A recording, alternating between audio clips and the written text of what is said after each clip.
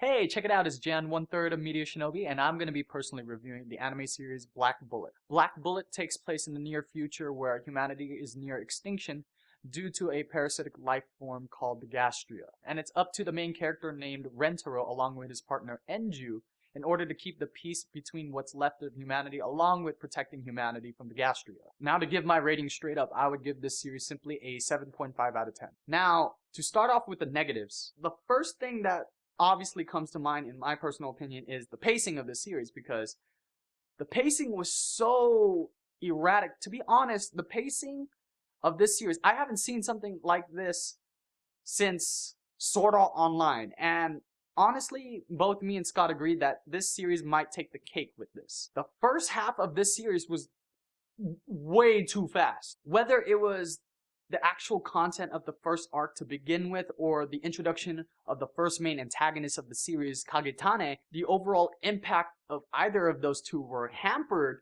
by the fact that this series was so rushed, or at least the first arc, which is disappointing in my personal opinion, because Kagetane is arguably the most interesting character of the series. He was wicked, ruthless, cynical, and he seemed like a badass based on the hype that was being built around him with each continuing episode since the beginning.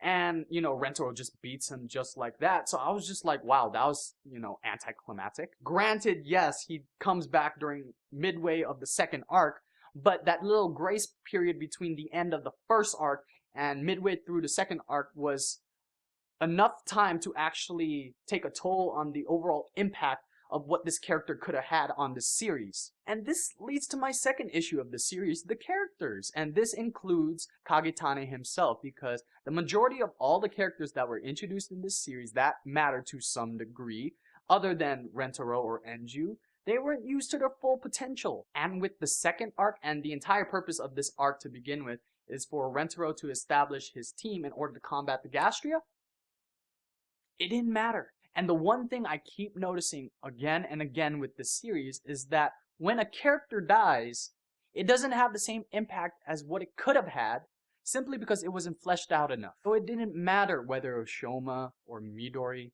Heck, it didn't even matter for the group of cursed children. Don't get me wrong, they were very, very dark moments. However, because they weren't established properly as characters, it just felt like they were thrown to the side and sacrificed for the sake of being called development, for either another character or for the plot in itself.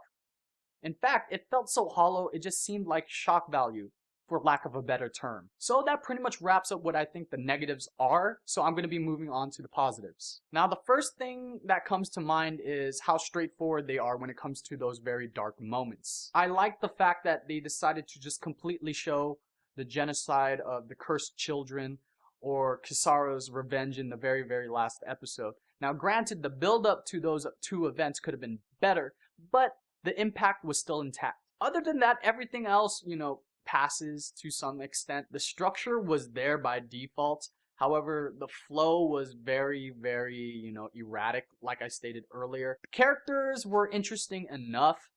I just required more background information, so to say what I wanted more out of the series is just, more information on the characters. I would also like to see new characters if they do a season 2. I know Scott specifically said that he wanted to see more characters that were involved with the whole ranking system, because they mentioned that very early on, but it just felt like they were just throwing out numbers, if anything. I would like to see more Kagetane, because he was one of the most interesting characters I've seen in this series.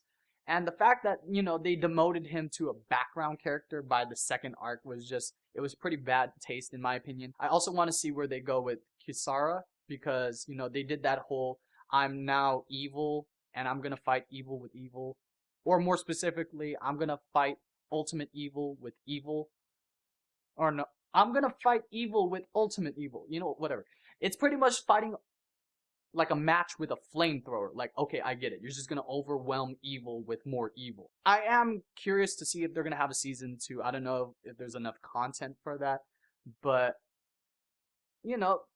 it's pretty open-ended in the very end, so I'm pretty sure that, depending on how successful this anime series will be, we might see a season 2. Like I stated before, I would give this series a 7.5 out of 10. I would definitely recommend this if no one else has anything else to watch at the current moment. There's definitely a lot of room for improvement, but there's still potential here, especially for season 2, now that they're doing that whole one of the main characters decided to go to the dark side. Yeah, that's pretty interesting. What do you guys think? Did you guys like this review? If you did, subscribe if you want. We do anime reviews often. Well, not as often as I would like, but we try to do our best with the schedule.